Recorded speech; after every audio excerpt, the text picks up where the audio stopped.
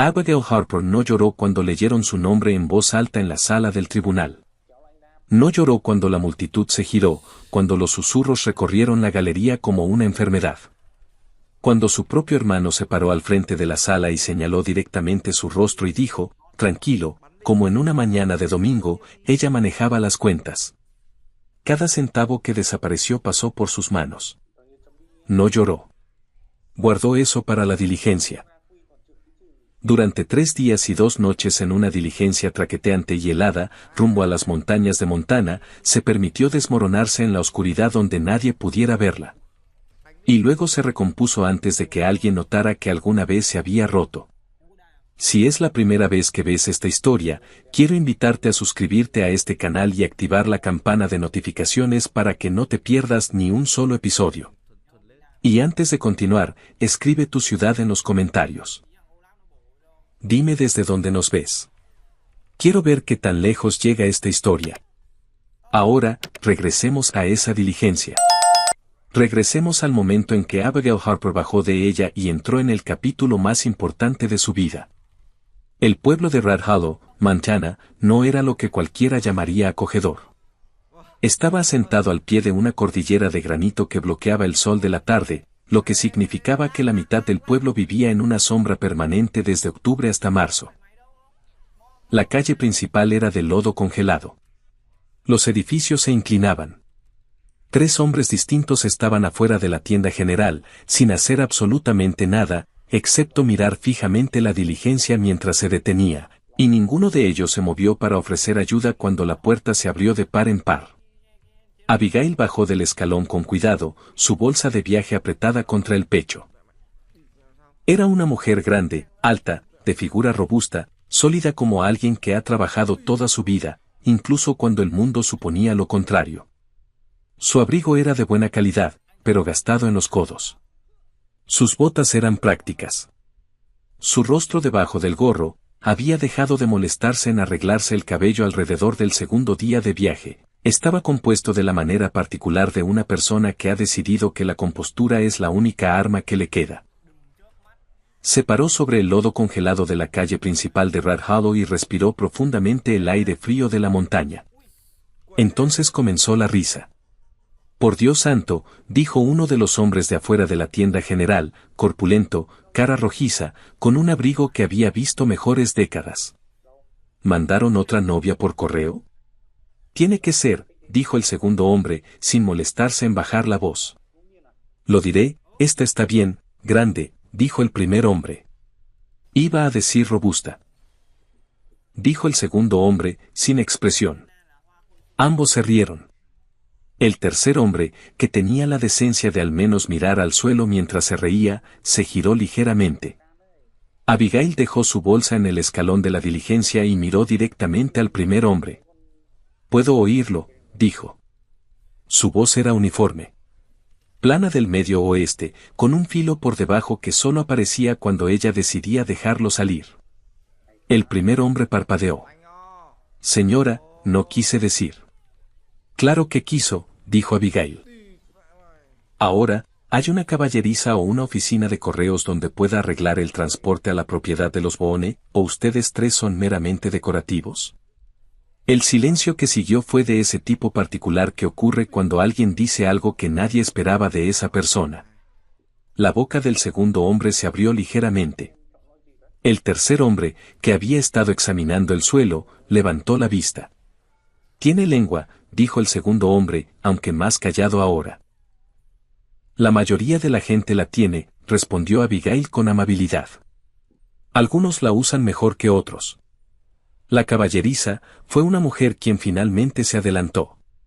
De mediana edad, mirada aguda, secándose las manos en un delantal mientras salía del edificio contiguo a la tienda general. Le echó un vistazo rápido a Abigail, con la mirada evaluadora de alguien que había aprendido temprano que las primeras impresiones eran negocios, no sentimientos. Martha Crane, dijo. Dirijo la pensión. Tú debes ser la nueva chica Harper que enviaron. Abigail Harper, dijo Abigail. Sí. Martha Crane miró a los hombres. Vuelvan a lo que sea que estaban fingiendo hacer, tomó la bolsa de Abigail sin preguntar e hizo un gesto con la cabeza hacia la puerta de la pensión. Entra, sal del frío. Te explicaré la situación antes de que subas al rancho. Me explicaron la situación en Chicago, dijo Abigail, siguiéndola. Lo que te dijeron en Chicago, dijo Marta, empujando la puerta abierta. Es como la 10ª parte de la situación. El interior de la pensión estaba caliente. La estufa de leña trabajando duro en la esquina. 2 hombres en una mesa comiendo algo que olía a estofado de venado. Una chica de unos 14 años barriendo cerca de las escaleras. Marta dejó la bolsa de Abigail junto a una silla y sirvió 2 tazas de café sin preguntar si Abigail quería una.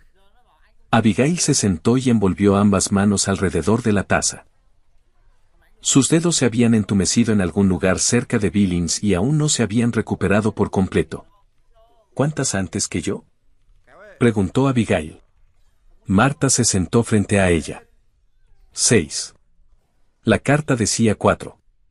Actualizaron el anuncio. No actualizaron las cartas que ya habían enviado. Al parecer, Marta envolvió sus propias manos alrededor de la taza. 6 mujeres. Todas llegaron con intención. Todas se fueron en menos de una semana. 2 de ellas se fueron en menos de 48 horas. ¿Qué las asustó? Marta se quedó callada un momento. Elias Boone no es un hombre fácil de describir para alguien que no lo ha conocido. Es grande. Más grande que la mayoría de los hombres que hayas conocido, apostaría. Tuvo un accidente en las minas hace 7 años. Tiene cicatrices en el lado izquierdo de la cara y el cuello que a algunos les parecen. No pregunté por su apariencia, dijo Abigail. Marta la miró fijamente. No lo hiciste, pareció hacer un pequeño ajuste interno. No habla mucho. Cuando lo hace, dice exactamente lo que piensa. No tiene paciencia para las pretensiones y no pierde el tiempo en cortesías que no siente. Las mujeres que vinieron antes esperaban cortejo, romance. Esperaban que él trabajara para su comodidad. Hizo una pausa. Él esperaba una compañera. Hay una diferencia. La hay, coincidió Abigail. No es cruel, dijo Marta, y su voz cambió ligeramente en esa palabra, el cambio particular de alguien que se asegura de que algo sea entendido. Quiero ser clara en eso, porque lo que estás a punto de oír de los hombres en esa calle es que Elias Boone es una especie de salvaje. No lo es. Es difícil y es solitario y no se disculpará por lo que es, pero no es cruel. Abigail bebió su café. ¿Qué tan lejos está el rancho? 4 millas por el camino de la montaña. Transitable ahora, pero en 3 semanas más querrás un buen caballo y un mejor abrigo. Marta miró el abrigo de Abigail. ¿Podemos ver eso? Me las arreglaré. Eso es lo que todas dicen antes de la primera tormenta de nieve. Puede que estuvieran diciendo la verdad, dijo Abigail, y simplemente no lo supieran todavía. Marta la estudió al otro lado de la mesa por un largo momento. Los 2 hombres de la otra mesa se habían quedado muy quietos, como hace la gente cuando una conversación se vuelve lo suficientemente interesante para escuchar a escondidas sin aparentarlo. ¿Por qué viniste?, preguntó Marta finalmente, sin ser cruel, genuinamente. Abigail dejó la taza. Miró la estufa de leña, la luz anaranjada que se filtraba a través de la rejilla de hierro de su puerta. Había ensayado 3 o 4 respuestas a esta pregunta en la diligencia. Pulidas, razonables, del tipo que cerraban la conversación de forma ordenada y no dejaban cabos sueltos para que otras personas los tiraran. Porque no tenía ningún otro lugar que me quisiera, dijo, y porque pensé que cualquier lugar era mejor que donde había estado. Marta asintió lentamente.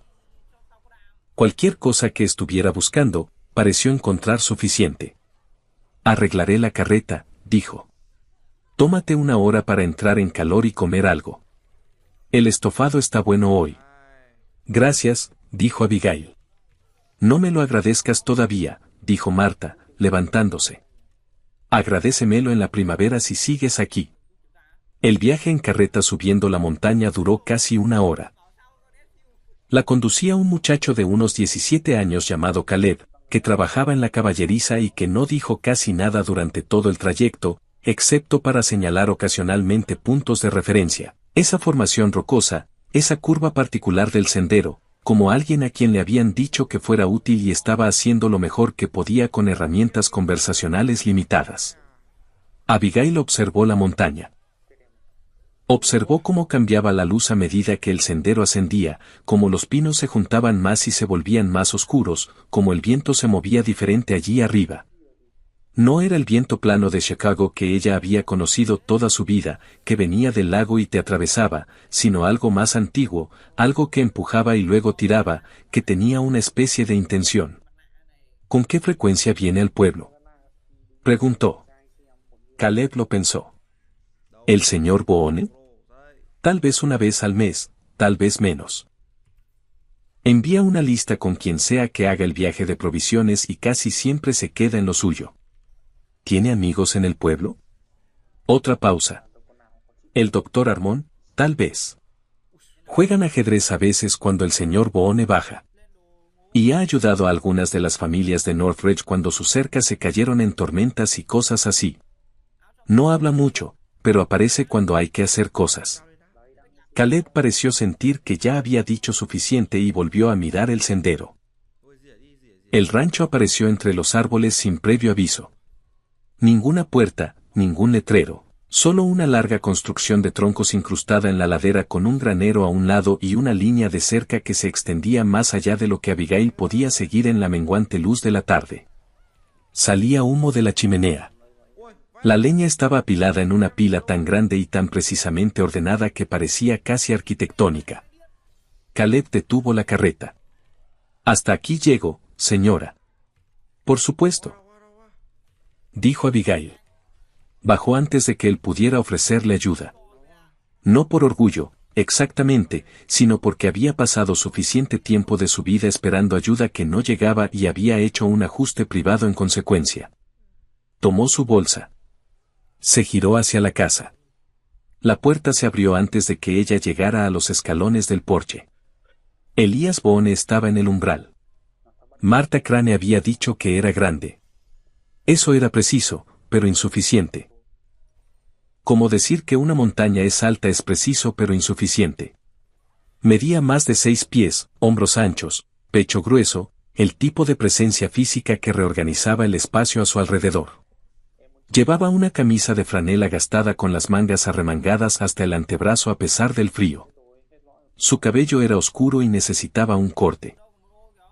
Las cicatrices en el lado izquierdo de su rostro iban desde la sien hasta la mandíbula, descoloridas pero visibles, el blanco particular de las quemaduras viejas y curadas contra la piel oscurecida por el clima. La miró. Ella lo miró. A sus espaldas, oyó la carreta de Caleb dando la vuelta en el sendero.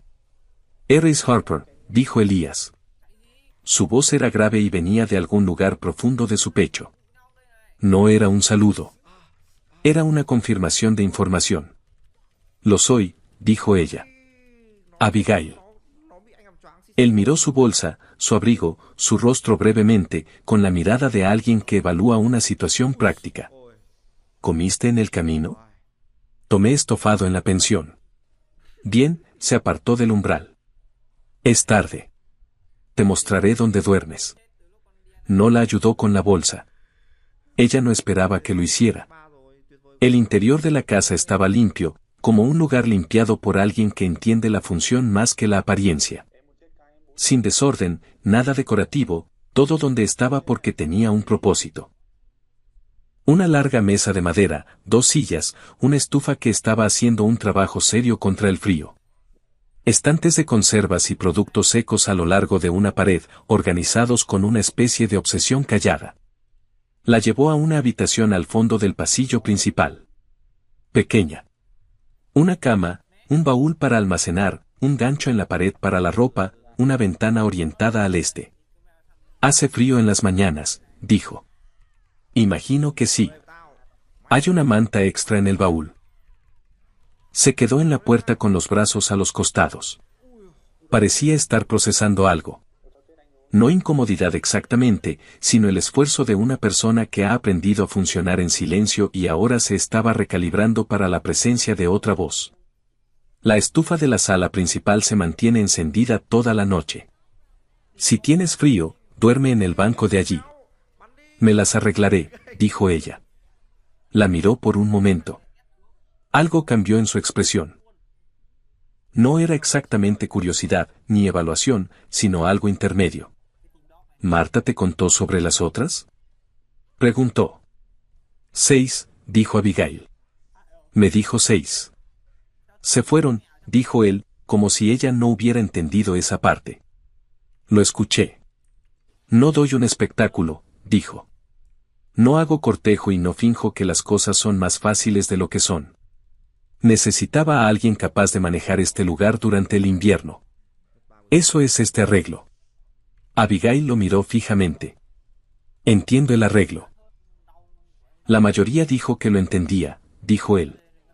La mayoría, dijo ella, tenía otras opciones. Eso lo detuvo. La miró de nuevo, diferente esta vez. La mirada breve y precisa de alguien que acaba de escuchar algo que requiere actualizar una suposición previa. Duérmete, dijo finalmente. La mañana empieza temprano. Cerró la puerta, dejándola casi cerrada.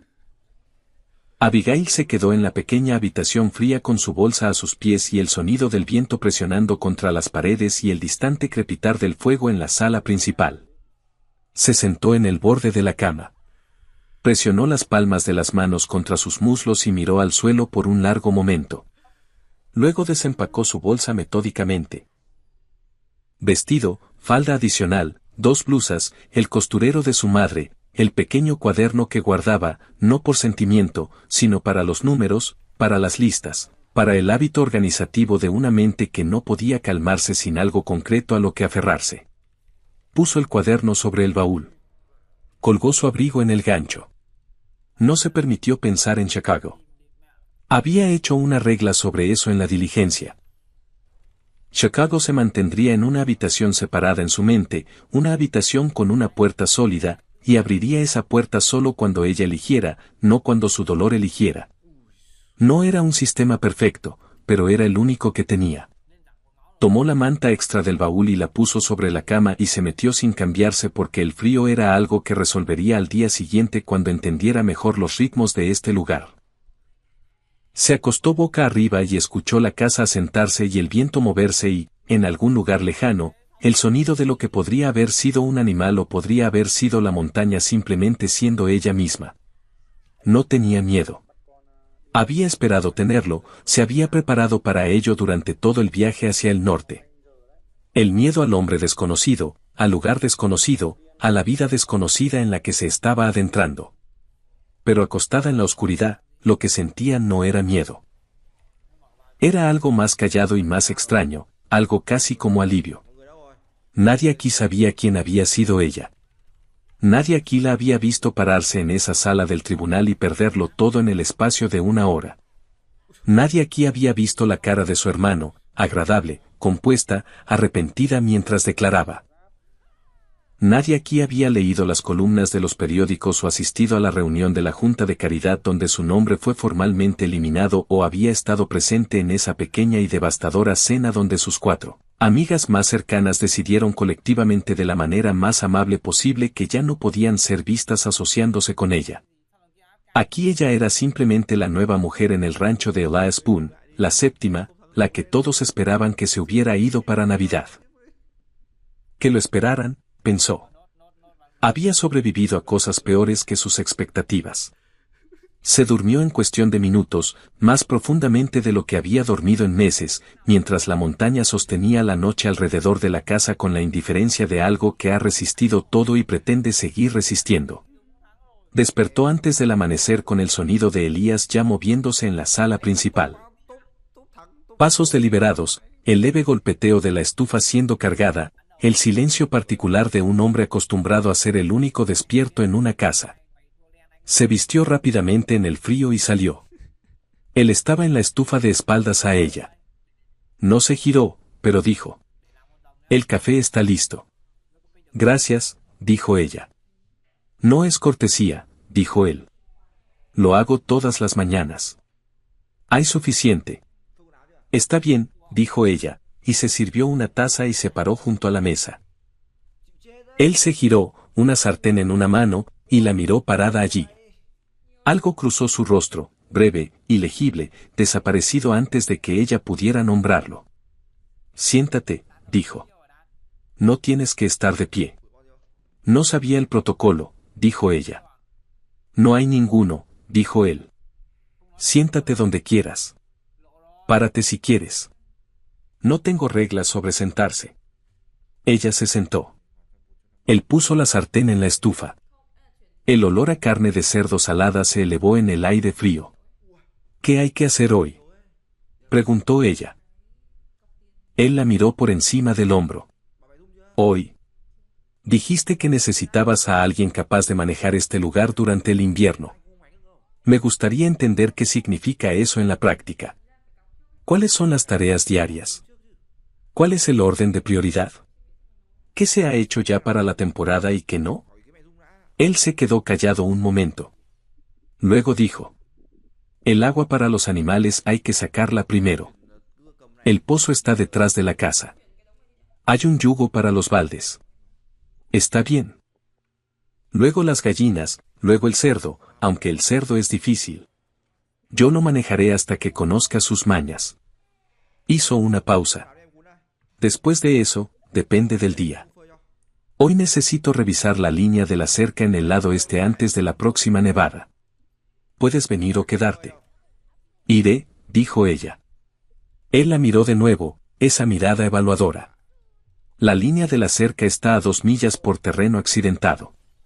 Te oí. Necesitarás otras botas. Ella miró sus botas de viaje. Tengo otras botas, dijo. En mi bolsa. No estaba segura del terreno. Él asintió lentamente. Empacaste bien, dijo, como si eso fuera inesperado, como si se hubiera preparado inconscientemente para alguien desprevenido. Leí el anuncio con mucha atención, dijo ella. Y luego lo leí otra vez. Y luego hice una lista de todo lo que implicaba sobre las condiciones aquí y empaqué en consecuencia. La carne de cerdo chisporroteó. Él volvió a la estufa. Las otras mujeres, dijo con cuidado.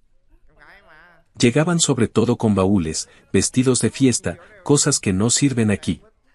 Imagino que les dijeron cosas diferentes, dijo Abigail. O escucharon lo que querían oír. ¿Qué oíste tú? Ella lo pensó. Una vida dura, inviernos duros, trabajo duro y, al final, algo estable, envolvió ambas manos alrededor de su taza de café. Eso me sonó mejor que lo que estaba dejando. Él sirvió la carne de cerdo en 2 platos sin preguntar, puso uno frente a ella, se sentó al otro lado de la mesa con su propio plato y su café, y comió en el silencio de un hombre que ha tomado todas las comidas solo durante mucho tiempo. Abigail comió. No intentó llenar el silencio. Había descubierto años atrás que el silencio solo era incómodo si tenías miedo de lo que contenía. Ella había tenido miedo de él una vez. Ya no. Después de unos minutos, Elías dijo sin levantar la vista: ¿qué estabas dejando? Ella lo miró. Él estaba cortando su comida con la atención concentrada de alguien que prefiere no hacer contacto visual mientras pregunta algo que le cuesta preguntar. Esa es una larga historia, dijo ella.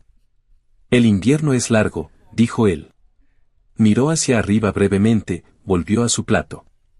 No tienes que contármela hoy. No, coincidió ella. No hoy.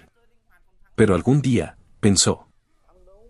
Algún día la puerta en su mente se abriría sola, lo eligiera o no, porque esa era la naturaleza de las cosas que cargas. Tenían peso, y tarde o temprano ese peso se haría sentir. Por ahora, terminó su desayuno. Se cambió a sus botas prácticas. Salió a la helada mañana de Montana y encontró el yugo y los baldes detrás de la casa sin preguntar dónde estaban porque había prestado atención en el camino de entrada, y siempre había sido alguien que prestaba atención. El frío la golpeó como un hecho físico. Su aliento formaba nubes. El suelo bajo sus pies estaba duro como el hierro. Sobre el rancho, la montaña se alzaba blanca, indiferente e imposiblemente grande contra un cielo que recién comenzaba a desgarrarse en el borde este con una tenue luz pálida. Se puso el yugo sobre los hombros y caminó hacia el pozo. Detrás de ella oyó la puerta de la casa abrirse y luego una larga pausa y luego la puerta cerrarse de nuevo, y entendió sin darse la vuelta que Elias Boone había ido a la puerta y la había visto irse y no había esperado que ella supiera a dónde iba y se había sorprendido. Bien, pensó. Que se sorprenda. No había llegado tan lejos para hacer lo que nadie esperaba. El pozo estaba exactamente donde ella había pensado que estaría. Encontró la cuerda, encontró el ritmo, encontró el ángulo particular del yugo que distribuía el peso de manera más eficiente sobre sus hombros y su espalda. Le dolían los brazos antes de llegar a la mitad del camino de regreso al granero. Su espalda protestaba.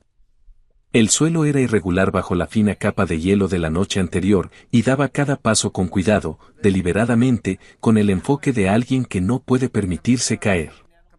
No cayó. Dejó la primera carga en la puerta del granero y regresó por la segunda. Y mientras caminaba de regreso a través de la mañana helada, la montaña sobre ella y el silencio a su alrededor y el débil olor a humo de leña de la casa flotando en el frío, algo se le ocurrió a Abigail Harper que no había sentido en mucho, mucho tiempo. Se sintió útil. No decorativa, no obligada, no posicionada o manejada o silenciosamente mantenida en un rincón de una habitación donde su presencia pudiera ser controlada. Útil. Con un propósito. Físicamente, concretamente útil, como alguien cuyo cuerpo y mente están involucrados en la misma tarea al mismo tiempo y la están haciendo bien. Cargó la segunda carga al granero y la dejó. Y en algún lugar del este, el sol finalmente se despejó de la cresta y la luz bajó de la montaña como si fuera en serio. Abigail se paró en ella solo un momento, con los ojos cerrados. Dejó que le diera en la cara, fría, tenue y honesta. Luego fue a buscar las gallinas. Las gallinas no cooperaron. Esa fue la primera cosa que Abigail aprendió sobre la vida en el rancho de Elias Boone, que las gallinas desconfiaban profundamente de cualquiera que no fuera Elías.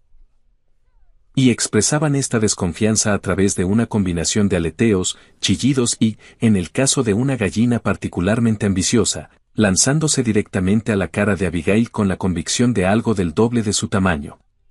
Abigail atrapó a la gallina con ambas manos, la sostuvo con firmeza pero sin crueldad, la miró directamente a los ojos y dijo: «Lo entiendo. Yo también desconfiaría de mí». Oyó algo desde la dirección del granero. Un sonido corto, casi involuntario. Giró la cabeza y vio a Elías en la puerta del granero, mirándola con una expresión que no pudo nombrar, y luego volvió a entrar al granero como si no hubiera hecho ningún sonido. Ella optó por no hacer comentarios, pero lo archivó mentalmente. La mañana transcurrió así, larga, física y silenciosamente instructiva. Elías le mostró los ritmos del rancho sin ceremonias, señalando y explicando con la menor cantidad de palabras posible, moviéndose a través de sus tareas con la eficiencia de alguien que las había hecho solo durante tanto tiempo que había reducido cada movimiento a su mínimo esencial. No había movimiento desperdiciado en él, ningún gesto innecesario. Le recordó a ciertas personas que había conocido en Chicago, contadores principalmente, que trataban el mundo como una serie de problemas que debían resolverse en el orden correcto. Ella entendía ese tipo de mente.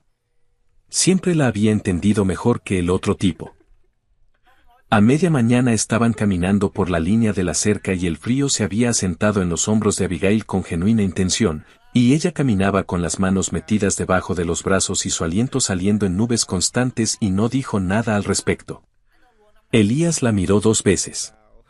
Ella no correspondió a ninguna de las 2 miradas. Después de la tercera, él dijo: «No vas a quejarte del frío». «¿De qué serviría?», dijo ella. «La mayoría se siente mejor después de quejarse». «Yo me siento mejor después de resolver cosas», dijo ella. «¿Tienes un abrigo más pesado que pueda tomar prestado hasta que pueda ir al pueblo por uno propio? ¿O tela si tienes? ¿Puedo coser?». Él se quedó callado un momento. Puede que haya algo en el baúl de almacenamiento en el cuarto de atrás. Pertenecía a... Se detuvo. ¿A alguien antes que yo? Ofreció ella. A mi madre, dijo él. Solo eso, corto, y lo terminó como terminaba todo. Si hay un abrigo que pueda usar, te lo agradecería. Dijo Abigail. Y lo devolveré cuando tenga el mío. O sigue usándolo si prefieres que no se desperdicie.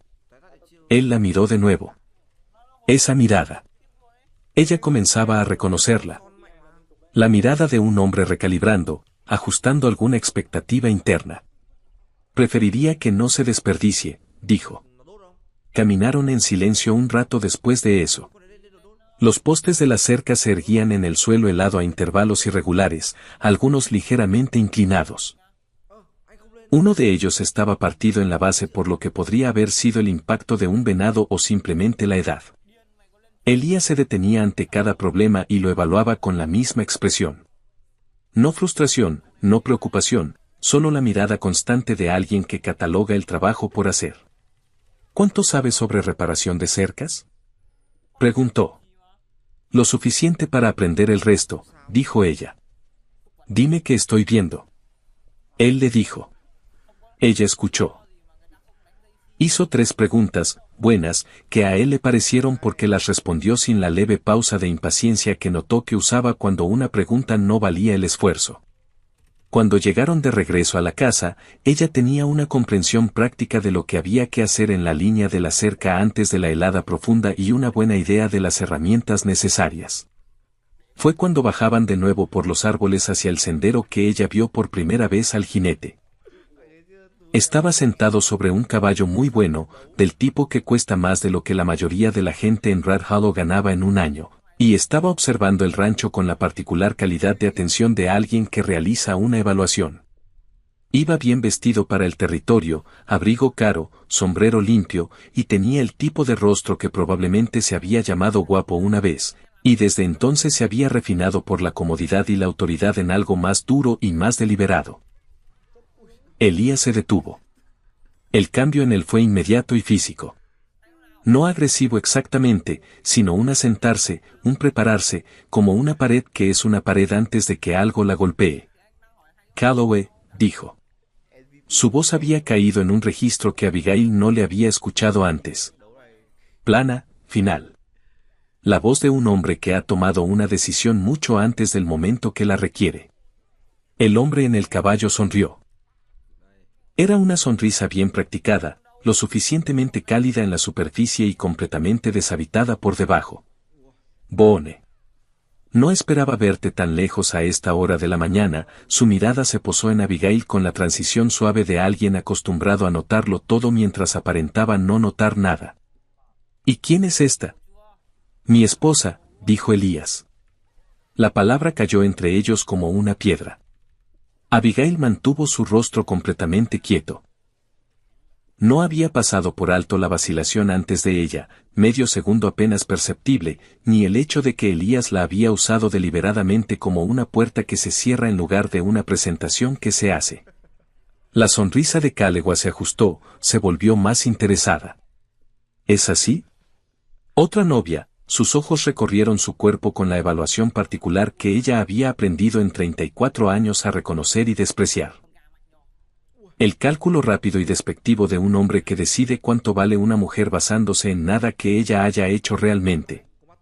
Es usted una mujer valiente, dijo, y no era un cumplido. La mayoría no dura mucho aquí arriba. Agradezco su preocupación, dijo Abigail amablemente. ¿Qué lo trae a la propiedad, señor Calloway? Victor Calloway. Soy propietario de la Calloway Land and Cattle Company, que tiene intereses en la mayor parte del Valle de Abajo y una buena extensión de la Sierra Norte. Dejó que eso flotara como lo hacen los hombres como él, dejando que esas declaraciones cayeran con el peso de algo dejado deliberadamente inconcluso. He estado discutiendo algunos arreglos de negocios con varias de las familias de la montaña. Modernizando, podría decirse. Organizando las cosas para el crecimiento del territorio. Las tierras de Boone no están en venta, dijo Elías. Todo está en venta, dijo Calloway, tan fácil como respirar. Solo es cuestión del número correcto en el momento correcto. Entonces el número no existe y el momento no llega, dijo Elías. Ya sabes el camino de bajada. Calegua lo miró por un largo momento. Algo se movió detrás de sus ojos. No ira, que habría sido ordinaria, sino algo más cuidadoso y más paciente. La mirada de un hombre que ha decidido que un problema particular se resolverá a su favor eventualmente y está completamente dispuesto a esperar. Estaré en contacto, dijo. Su mirada se posó en Abigail una vez más. Señora, bienvenida al territorio. Giró el caballo y se fue. Elías lo vio hasta que el sonido de los cascos en el suelo helado se desvaneció. Su mandíbula estaba tensa. Sus manos estaban a los costados. ¿Cuánto tiempo ha estado tras las tierras?, preguntó Abigail. 3 años, dijo Elías. ¿Qué métodos? Él la miró. ¿Qué métodos ha usado para acercarse a ti? ¿Cartas, notificaciones legales, presión social a través de otros terratenientes? Él se quedó callado un momento, estudiándola. Todos esos, dijo, y un abogado de Billings que apareció el invierno pasado con papeles que no firmé. Hizo una pausa. ¿Cómo supiste que preguntar eso? Porque los hombres como él no tienen un solo método, dijo ella. Tienen varios y los ejecutan simultáneamente y son pacientes al respecto. Me he encontrado con ese tipo de... Se detuvo. Él esperó. He visto ese enfoque antes, dijo ella con más cuidado. Es sistemático. No es personal para él. Solo es negocio. Dile eso a los Henderson, dijo Elías. Les quitó sus tierras la primavera pasada. Papeles legales, dijo.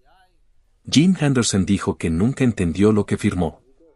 Su esposa dijo que lo encontró sentado en el porche a medianoche mirando una escritura que ya no tenía su nombre. Lo dijo sin dramatismo. Como decía todo, pero debajo de la planicie había algo que era inequívocamente enojo. El tipo frío y lento, el tipo que no grita. Tenían 3 hijos. Abigail no dijo nada por un momento. Me gustaría ver esos papeles, dijo, si tienes copias de lo que haya enviado Calegua. ¿Por qué? Porque solía leer contratos profesionalmente, dijo ella.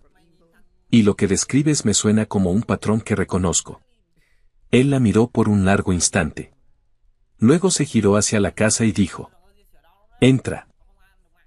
Los papeles estaban en una caja de hojalata en el estante superior del cuarto de almacenamiento, lo que le dijo algo a Abigail sobre Elias Spoon, que debajo de sus silencios, bajo la aparente indiferencia a todo excepto lo inmediato y práctico, era un hombre que guardaba registros, que entendía de algún modo instintivo que el papel tenía poder, incluso cuando no sabías completamente cómo usarlo.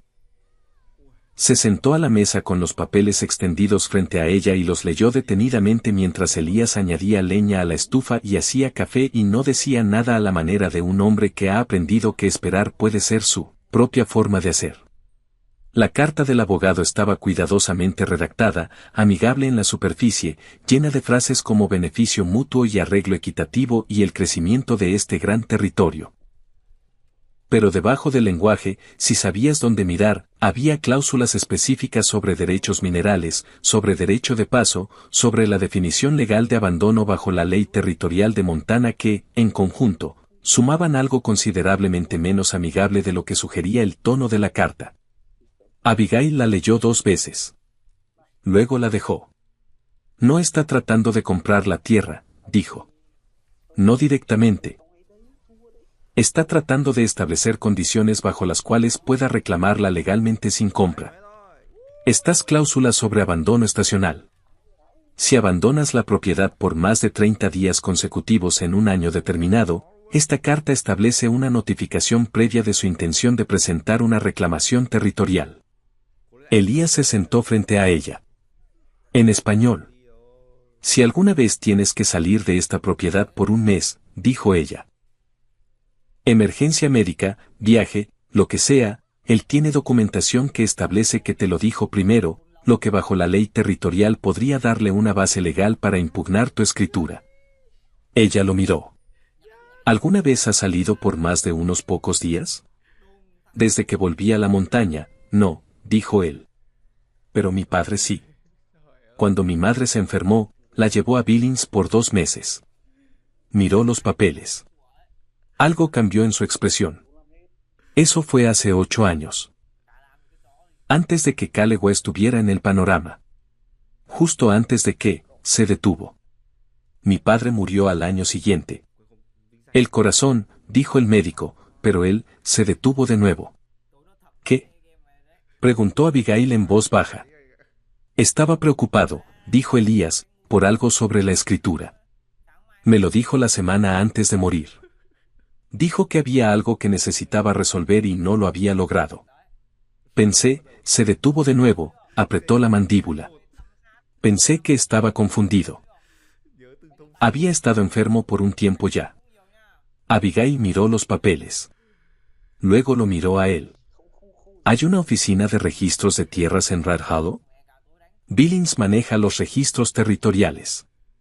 Entonces alguien tiene que ir a Billings, dijo ella, y solicitar un examen completo de la escritura y cualquier reclamo o gravamen adjunto antes de que Calewa pase a la siguiente etapa de lo que sea esto.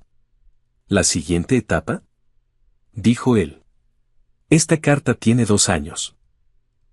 No ha presionado más desde entonces, dijo ella. Eso significa que o está esperando que algo cambie o está construyendo algo más en otro frente. Apiló los papeles con cuidado. ¿A qué familias ya les ha quitado tierras? Elías las enumeró. Ella contó 5 repartidas por el territorio a lo largo de 3 años. Pensó en el patrón, el espaciamiento, los objetivos, el momento. Todos pequeños terratenientes, todos con alguna vulnerabilidad, legal, financiera o de otro tipo. No tiene prisa. Dijo ella más para sí misma que para él. No, coincidió Elías. Eso es útil, dijo ella.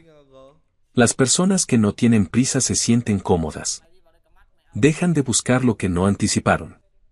Lo miró al otro lado de la mesa. ¿Alguna de esas familias pudo impugnar lo que sucedió? Los Henderson lo intentaron. No pudieron pagar los honorarios de los abogados por mucho tiempo. Hizo una pausa. La mayoría de la gente por aquí trabaja duro y son capaces, pero no saben cómo pelear el tipo de pelea que pelea Calewa. No es una pelea física, dijo Abigail. No, dijo él. Es una pelea de papeles. Ella puso ambas manos planas sobre la mesa. Yo sé cómo pelear ese tipo de pelea. Él la miró con una expresión que no le había visto antes. No era la mirada de evaluación. Era algo más que eso y más incierto, como si estuviera frente a algo que no esperaba encontrar y aún no había decidido qué hacer con ello. ¿Por qué harías eso? Dijo. Llevas aquí un día. Porque esas familias perdieron sus hogares, dijo ella simplemente. Y porque he visto lo que ese tipo de pérdida hace a las personas, y me gustaría que ocurriera menos en lugar de más. Él se quedó callado por un largo momento. El fuego trabajaba en la estufa. Afuera, el viento se movía, presionando las paredes. Dijiste que reconocías el enfoque, dijo finalmente. El enfoque de Calewa. Lo dije. ¿De qué? Ella miró los papeles frente a ella. La puerta en su mente presionaba desde dentro. Ella presionó hacia atrás, no lista para abrirla. Aún no. No hoy, cuando todavía estaba encontrando la forma de este lugar, de esta vida, de este extraño y silencioso hombre al otro lado de la mesa. Por experiencia, dijo. Te contaré el resto cuando te conozca mejor. Él aceptó eso. Simplemente asintió, se levantó y sirvió 2 tazas de café más y puso una frente a ella sin ceremonias, y ella entendió que esa era su versión de la confianza. No hacer las preguntas de las que ya le habían dicho que la respuesta no estaba lista, sino la suposición continua de que ella estaría aquí el tiempo suficiente para que la respuesta llegara eventualmente. Era más de lo que la mayoría de la gente le había dado. Esa tarde, Martha Crane subió por el sendero en una pequeña carreta con un fardo de tela y un abrigo de segunda mano y una vasija de barro con algo que olía a conserva de manzana. Y se sentó en la mesa de Elías con el aire de una mujer que había estado sentada en la mesa de Elías durante 20 años y se había ganado el derecho a ello. «Todavía estás aquí», le dijo a Abigail a modo de saludo. «Dije que lo estaría», dijo Abigail. Todas dijeron que lo estarían. Marta puso la vasija sobre la mesa y miró a Elías. «Jaque Mars está diciendo que tienes una nueva esposa que puso a Damiorle en su lugar afuera de la parada de la diligencia ayer». Elías miró a Abigail. «Fue grosero», dijo Abigail. «Lo abordé». «Tommy Orley tiene una boca como una puerta de granero», dijo Marta, no sin satisfacción. Necesitaba ser abordado desde hace unos 15 años. Cruzó las manos sobre la mesa. «La gente está hablando, lo que significa que debes saber lo que dicen antes de que vayas al pueblo». «Déjame adivinar», dijo Abigail. «Dicen que no durarás», dijo Marta. «Los hombres amables lo dicen porque piensan que la montaña es demasiado dura. Los poco amables lo dicen porque...». Miró a Abigail con la franqueza de una mujer que no veía el sentido de suavizar la verdad. «Por cómo te ves. Porque piensan que una mujer de tu tamaño no puede manejar las demandas físicas». «¿Y tú qué piensas?», preguntó Abigail. Marta lo consideró con genuina seriedad. «Pienso que cargaste 2 cargas completas de agua cuesta arriba esta mañana antes del desayuno e hiciste preguntas inteligentes sobre derecho contractual antes del mediodía», dijo. «Pienso que eres la persona más preparada que Elías ha tenido aquí por un margen significativo». Hizo una pausa. «También pienso que cargas algo pesado de donde sea que viniste, y tarde o temprano ese peso va a necesitar ir a algún lado». La mesa se quedó callada. Elías miró su café. Abigail miró a Martha Crane y sintió inesperadamente un escozor en la parte posterior de sus ojos. No por pena exactamente, sino por la sensación particular y desorientadora de ser vista con precisión por una desconocida. No la habían visto con precisión en mucho tiempo. Las personas que la conocían en Chicago habían visto la versión de ella que ella había representado para ellos. Capaz, serena, siempre ligeramente más alegre de lo que se sentía, siempre trabajando un poco más duro de lo necesario para compensar el espacio que ocupaba en la habitación. Las personas en la sala del tribunal habían visto la versión que su hermano había construido. Descuidada, deshonesta, dañada. Nadie había simplemente la mirado y descrito lo que realmente estaba allí. «Te agradezco», dijo ella, aclarando su garganta. «Estaré bien». «No dije que no lo estarías», dijo Marta, levantándose. «Solo quería que supieras que alguien está prestando atención», se puso el abrigo. «Elías, arregla ese poste de la puerta en el camino antes de que caiga sobre el caballo de alguien». «He estado diciéndolo durante 2 temporadas», se puso los guantes. «Señorita Harper, fue un placer». «Abigail», dijo ella. Marta sonrió. Una sonrisa real, pequeña y rápida. Abigail salió. La casa estaba tranquila de nuevo. Abigail miró la vasija de conserva de manzana sobre la mesa, el abrigo doblado a un lado y la pila de papeles de Calegua que había organizado cuidadosamente en el borde de la mesa. «Le agradas», dijo Elías. «Creo que me estaba evaluando», dijo Abigail. «Así es como le agrada a la gente», dijo él. Decidiendo que vale la pena evaluarlos. Se levantó. «Necesito revisar a los animales antes de que oscurezca». «No tienes que venir». «Iré», dijo ella. «Todavía necesito conocer al cerdo». Él hizo ese sonido de nuevo. Ese breve sonido involuntario que no era exactamente una risa, pero era lo más parecido que ella le había escuchado. Tomó su abrigo sin comentarios y se dirigió hacia la puerta. Abigail se levantó. Se puso el abrigo de segunda mano que había traído Marta. Lana pesada, lo suficientemente cálido para ser serio, ligeramente grande en los hombros y perfecto en todo lo demás. Lo abotonó. Afuera, el cielo se estaba poniendo anaranjado en los bordes, donde el sol se escondía detrás de la cresta occidental, y el frío se afilaba, y la montaña sobre ellos se volvía púrpura y gris en la luz menguante. Y Abigail Harper caminó junto a Elias Boone hacia el granero, con las manos en los bolsillos, su aliento formando nubes, y el conocimiento sentado silenciosamente en el fondo de su mente, volviéndose más pesado por hora, de que el nombre de Dexter Calloway no le era desconocido. Lo había visto antes. En Chicago. En las cartas que su hermano guardaba en el cajón cerrado con llave de su escritorio, que ella había abierto una vez por accidente buscando un sello postal y había cerrado rápidamente e intentado olvidar porque entonces no entendía lo que estaba viendo. Lo entendía ahora.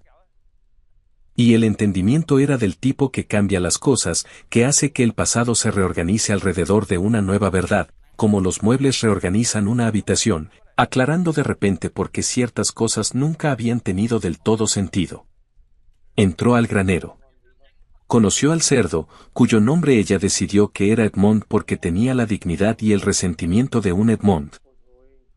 No dijo nada todavía sobre lo que sabía, pero la habitación en su mente con la puerta sólida había desarrollado una grieta que no podía cerrar del todo.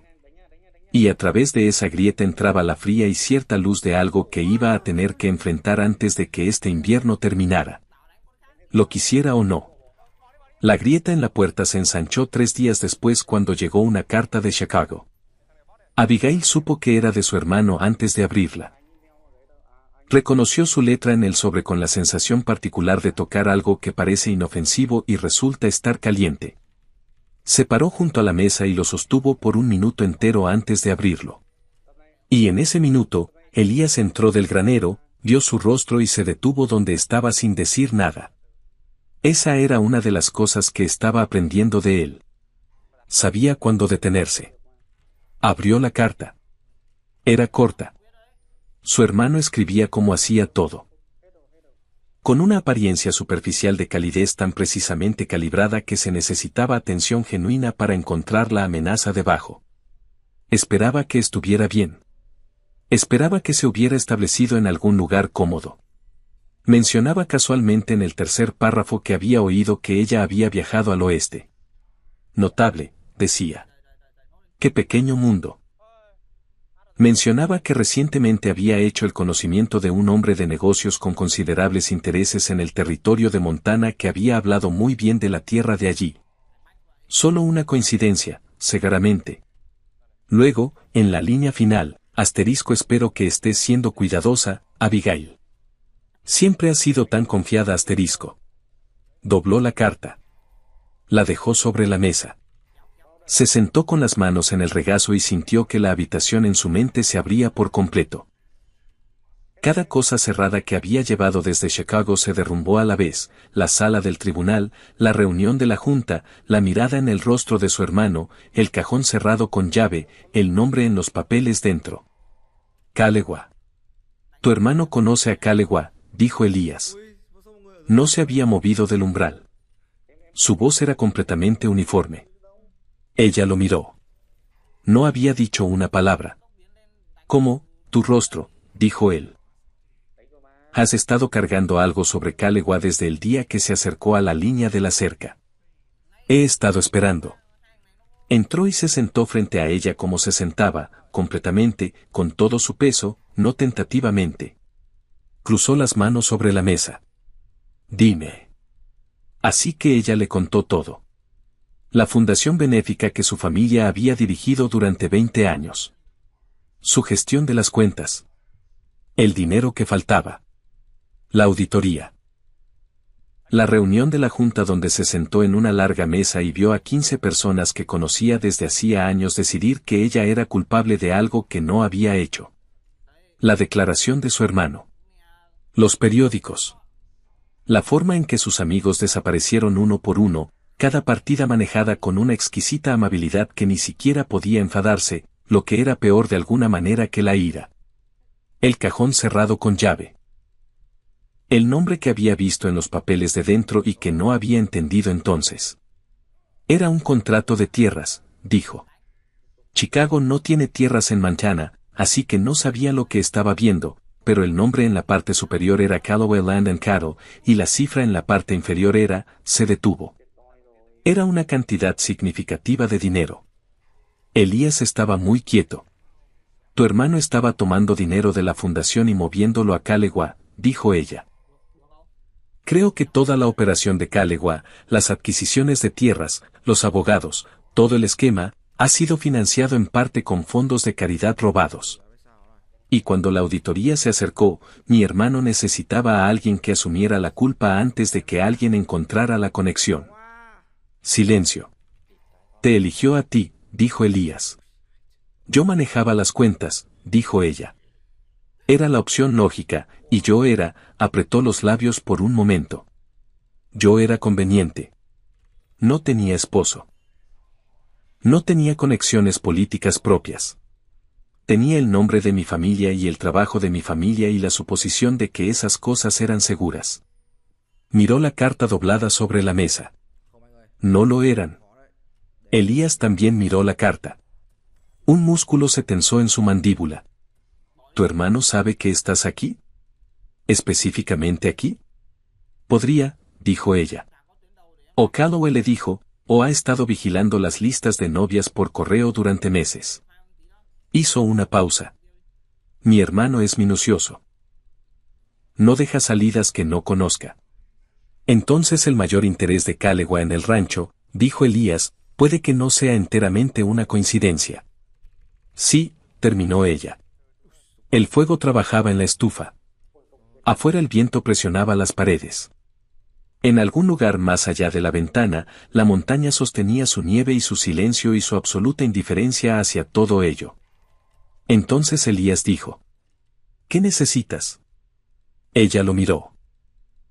De todas las respuestas para las que se había preparado, incredulidad, que esperaba, o la particular distancia cuidadosa de un hombre recalculando lo que ella había traído a su casa, que también esperaba, no se había preparado para esa. Solo eso. Asterisco, ¿qué necesitas? Necesito ver los registros de tierras territoriales, dijo cuando se recompuso. Y necesito averiguar cuáles de las familias a las que Calewa les quitó tierras están dispuestas a mostrar sus contratos, porque si el patrón coincide con lo que creo, hay un rastro de papel que va desde esas escrituras hasta una cuenta bancaria en Chicago. Jim Henderson hablará contigo, dijo Elías. Lleva un año buscando a alguien que lo escuche. Entonces necesito conocer a Jim Henderson, dijo ella. El domingo, dijo él. Después de la iglesia.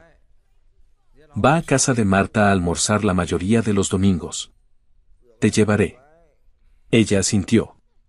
Tomó la carta y la sostuvo sobre la lámpara de la mesa hasta que se prendió, luego puso el papel ardiendo cuidadosamente en la estufa. Mi hermano escribe esas para recordarme que sabe dónde estoy, dijo. No significa nada si no tengo las pruebas primero. De acuerdo, dijo Elías. Fueron a la iglesia el domingo. Era la primera vez que Abigail iba al pueblo desde el día que llegó, y el pueblo de Red Hollow recibió su reingreso con el entusiasmo de un lugar que había estado discutiéndola extensamente en su ausencia. Sintió la atención antes de verla. El peso particular de la conciencia de una habitación girando en una sola dirección. Caminó junto a Elías con la espalda recta y la barbilla nivelada y las manos quietas a los costados. Y dio los buenos días a las personas que le sostuvieron la mirada y dejó que el resto la atravesara como el frío, porque una mujer que ha sobrevivido a una sala de tribunal en Chicago es más que capaz de sobrevivir a una iglesia en Montana. El servicio fue corto y el ministro sincero y ligeramente aterrorizado de Elías, lo que Abigail encontró privadamente divertido. Después, en el patio, las mujeres de Red Hollow se acercaron a ella de la manera cuidadosa y organizada de personas que ya han determinado sus posiciones y ahora están actuando en consecuencia. La primera fue una mujer más o menos de la edad de Abigail, pelirroja, con el tipo de apretón de manos firme que anuncia el carácter de su dueño en los primeros 2 segundos. Ruth Marsh, dijo. Mi esposo Jake es el que dijo que pusiste a Tom Yardley en su lugar. Le dije que Tom había necesitado eso desde antes de la guerra. No fue nada notable, dijo Abigail. Fue suficientemente notable, dijo Ruth. Te invitamos a cenar el jueves. Eso no es una pregunta. La segunda fue más callada. Una mujer de unos 60 años, con canas entreveradas y ojos cuidadosos que se presentó como Clara Henderson y no dijo nada por un momento después de la presentación, solo miró a Abigail de la manera particular de alguien que está decidiendo algo. Mi esposo Jem quiere hablar contigo, dijo Clara finalmente. Elías dijo que entiendes de contratos, de algún tipo. Con cuidado, dijo Abigail. Lo que Calewa nos hizo, dijo Clara, baja y uniforme. Jem nunca ha dejado de creer que estuvo mal. Pero el abogado en Billings dijo que era legal y no teníamos el dinero para ir más allá, hizo una pausa. Si hay algo en esos papeles que diga lo contrario, necesito saberlo. Yo también, dijo Abigail. Para la cena del jueves en la casa de los Mars, Abigail había conocido a Jem Henderson, examinado copias de 3 contratos separados que Calewa había usado para adquirir tierras de familias de la montaña y encontrado lo que estaba buscando en los 3. La misma cláusula enterrada en un lenguaje diferente cada vez, pero estructuralmente idéntica, aprovechando un vacío en la ley territorial que era lo suficientemente preciso para ser deliberado y lo suficientemente complejo para que la mayoría de las personas sin formación legal nunca lo encontraran. Se sentó en la mesa de los Mars con el excelente estofado de res de Ruth enfriándose frente a ella porque se había absorbido en los papeles y le dijo a nadie en particular. Es el mismo hombre. Ruth se inclinó. ¿Qué? Los contratos, dijo Abigail. El lenguaje aquí, esto no es un abogado local. Esto es alguien con un entendimiento muy específico de cómo pasar un hilo entre lo que es legal y lo que es criminal. Esto es alguien que ha hecho esto antes en otros estados. Miró hacia arriba. Los contratos de mi hermano en Chicago usaban la misma estructura. Jim Henderson, sentado al otro lado de la mesa, dejó su tenedor. Dilo otra vez. Su tierra, dijo Abigail. El dinero que financió al abogado que redactó este contrato. Creo que parte de él vino de Chicago, de una fundación benéfica que estaba siendo saqueada silenciosamente mientras se construía la operación inmobiliaria. Lo miró directamente. Usted no perdió su tierra ante un oportunista local, señor Henderson. La perdió ante un esquema organizado que ha estado funcionando en 3 estados durante al menos 5 años. La mesa estaba completamente en silencio. Elías, al final de la mesa, la miraba con la atención silenciosa que le daba a las cosas que importaban. ¿Puede probarlo?, dijo Jem Henderson. Todavía no, dijo ella. Pero sé dónde buscar y sé cómo se ve la prueba cuando la encuentro, porque pasé 18 meses mirándola desde el lado equivocado sin saber lo que era. Dejó los papeles. Dame tiempo. Jim Henderson miró a su esposa. Clara Henderson lo miró de vuelta con la expresión de una mujer que ha estado esperando algo sin saber lo que era y acaba de oír que ha llegado. Tienes todo el tiempo que necesites, dijo Jem. El festival de la cosecha en Red Hollow ocurrió el primer fin de semana de noviembre, lo que le dio a Abigail 3 semanas.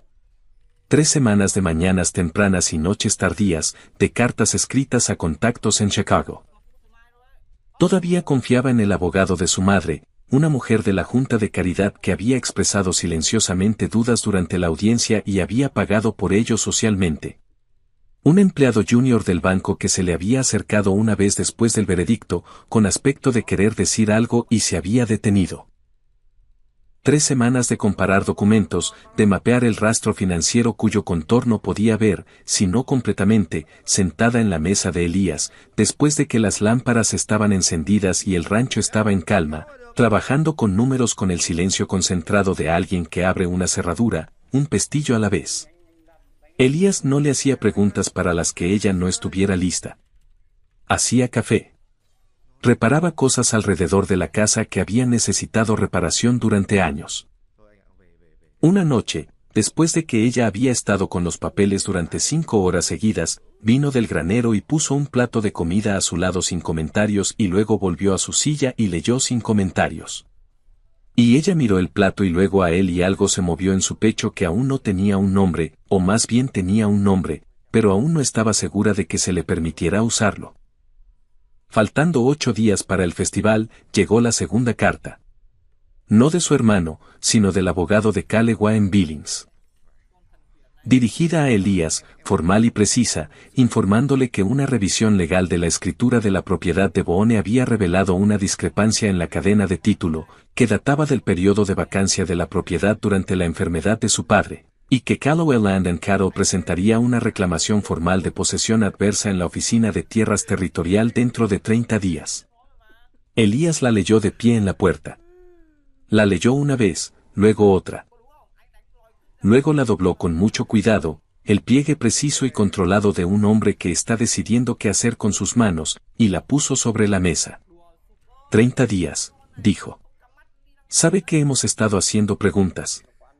Está moviéndose más rápido de lo que planeaba, dijo Abigail. Eso significa que está preocupado.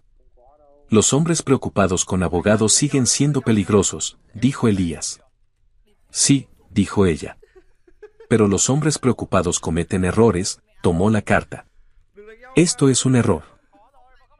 Esta reclamación no se sostendrá si la discrepancia de la escritura fue el resultado de su propia interferencia con el título de tu padre, y si tengo razón sobre el rastro financiero, lo fue.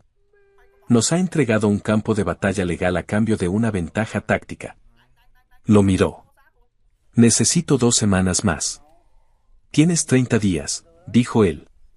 Necesito 2, dijo ella. Quiero que esto termine antes de Navidad. Quiero que termine públicamente donde no pueda ser enterrado silenciosamente. Y quiero que cada familia a la que ha desposeído esté parada en la misma habitación cuando suceda. Él la miró por un largo momento. Esa mirada, la que había llegado a entender como su versión de una pregunta que no sabía cómo formular con palabras. El festival, dijo ella. Todos en el territorio estarán allí. Calloway asiste todos los años. Marta me dijo que le gusta dejarse ver en eventos comunitarios. Dejó la carta. Quiero que venga a mí en un terreno que él cree que es suyo. Si esto sale mal, dijo Elías, sé cómo se ve cuando sale mal. Lo he vivido, dijo ella. Sé cómo suena una habitación cuando se vuelve contra una mujer, y sé cómo se siente estar parada en medio de ella con nada más que la verdad. Sostuvo su mirada con firmeza. La diferencia esta vez es que la verdad es suficiente. Solo tengo que asegurarme de que todos estén allí para oírla. Él asintió una vez, lentamente. Entonces asegurémonos de que lo estén, dijo. Las 2 semanas transcurrieron como transcurren las cosas significativas, lentamente en el medio y terriblemente rápido en los bordes. Llegaron cartas de Chicago. El empleado de Banco Junior, cuyo nombre era Thomas Alley y que resultó ser considerablemente más valiente de lo que había parecido en ese momento fuera de la sala del tribunal, envió un documento que Abigail leyó 3 veces con el corazón en la garganta. Un registro de transferencia que mostraba una serie de pagos desde una cuenta de la fundación a una empresa de cartera cuyo propietario registrado figuraba como una subsidiaria de Calloway Land and Cattle. Ahí estaba, toda la forma de ello en tinta y fechas y cantidades. Dejó el documento sobre la mesa y presionó ambas manos sobre él como si pudiera desaparecer. Afuera de la ventana, la primera nieve real de la temporada había comenzado a caer, suave y constante y completamente indiferente a todo lo que sucedía en la mesa del interior. Elías entró de revisar los animales y se detuvo cuando vio su rostro. Lo encontré, dijo ella. Él se acercó a la mesa. Ella le mostró. Él lo leyó en silencio, siguiendo su dedo por las columnas. El nombre de tu hermano, dijo, está en el registro de la empresa de cartera, dijo ella, como oficial fundador. Levantó la vista hacia él. Esto no es solo Calloway. Es una sociedad. Lo ha sido durante años. Y tu hermano sabía que venías aquí, dijo Elías lentamente. A mi rancho. A la propiedad objetivo de Calloway. La comprensión se movió entre ellos como aire frío a través de una puerta abierta. No me envió una carta de advertencia, dijo Abigail en voz baja. Me envió un mensaje. Que podía alcanzarme aquí. Que todavía estaba dentro de lo que sea esto. Miró el documento frente a ella. Pensó que huiría de nuevo. Elías se sentó frente a ella. Miró el documento, luego sus manos, todavía presionadas sobre él. Luego, muy deliberadamente, extendió la mano y cubrió las manos de ella con una de las suyas. No era un gesto dramático. Nada representado. Simplemente el peso simple y cierto de una persona que decide que otra persona no debería estar sola en lo que sea que esté cargando. Ella miró su mano sobre la suya. No se movió. Él no te conoce todavía, dijo Elías en voz baja. Ella lo miró. Tu hermano, dijo. Cree que eres la mujer que se paró en esa sala del tribunal. No sabe quién eres ahora. Algo en su rostro había cambiado, entrando en un territorio que no le había visto antes. Abierto, sin protección, el rostro de un hombre que ha tomado la decisión de mostrar algo que normalmente mantendría detrás de la pared. Te he observado durante 3 semanas, dijo. Todas las mañanas, todas las noches. Acarreando agua cuesta arriba, reparando cercas, sentada con esos papeles hasta la medianoche. Y nunca una vez has preguntado si puedes hacerlo. Simplemente lo haces. La garganta de Abigail se tensó. Él nunca ha visto a esa mujer, dijo Elías. Está a punto de hacerlo. Ella lo miró por un largo momento al otro lado de la mesa, con la nieve cayendo afuera y el documento bajo sus manos y todo el peso de lo que se avecinaba presionando desde todas direcciones. Y sintió algo que había olvidado. La forma de algo no era esperanza, que era una palabra demasiado frágil para eso, sino algo más antiguo y más duradero. La sensación de estar parada en suelo firme. Sábado, dijo ella. Su voz era firme. El festival comienza al mediodía. Quiero estar allí a las 10. Tendré la carreta lista a las 9, dijo él. No retiró su mano hasta que ella lo hizo. Estaban en el camino a las 9, exactamente como se había prometido. La carreta se movía a través de la mañana helada con Elías manejando las riendas y Abigail sentada a su lado con una cartera de cuero en el regazo que contenía todo. Había pasado 3 semanas construyéndolo, los registros de transferencia, el análisis de los contratos, las cartas de Chicago, el documento del empleado del banco con sus condenatorias columnas de fechas y cantidades. Lo había organizado 2 veces la noche anterior y otra más a las 5:00 de la mañana cuando el sueño se volvió imposible, hasta que cada página estaba en el orden exacto que necesitaba y cada argumento que pretendía hacer estaba mapeado en su mente desde su declaración de apertura hasta su evidencia final. No estaba nerviosa. Eso la sorprendió un poco. Había esperado nervios. Lo que sentía en cambio era algo que reconocía de los mejores momentos de su antiguo trabajo. La claridad enfocada y aguda que llegaba cuando un problema se había entendido por completo y lo único que quedaba era la ejecución. Había tenido miedo en Chicago. Se había parado en esa sala del tribunal y había tenido miedo de la manera particular e indefensa de alguien que sabe la verdad pero no puede hacer que nadie la escuche. No estaba indefensa ahora. Tenía la prueba. Tenía la habitación. Había planeado cada contraargumento que podía anticipar y se había preparado para los que no podía. Estás callada, dijo Elías. Estoy pensando, dijo ella. Siempre estás pensando, manteniendo los ojos en el camino. Esto es diferente, callada. Ella lo miró. Tenía razón, y no le apeteció fingir lo contrario. Estoy pensando en mi hermano, dijo.